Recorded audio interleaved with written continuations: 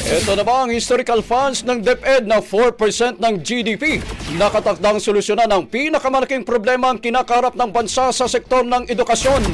Brigada Ann Cortez, i-brigada mo! Brigada Live Report. Ipinunto ni Education Secretary Sunny Angara sa pagharap niya sa Senate Committee on Finance.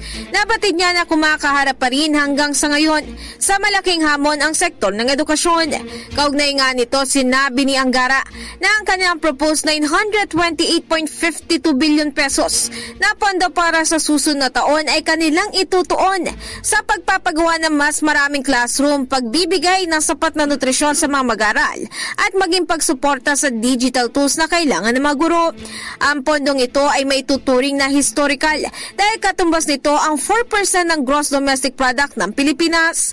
Tiniyak naman ni Angara na babantayan nilang maigi ang programa na kanilang ilulunsad sa pamamagitan nga ng monthly public dashboards. Ayon kay Senate Committee on Basic Education Chairperson Senator Bam Aquino, hindi rin niya inaalis ang posibilidad na baka ang 2026 national budget na ang pondong pinaka magiging proud sila na kanilang isinabatas.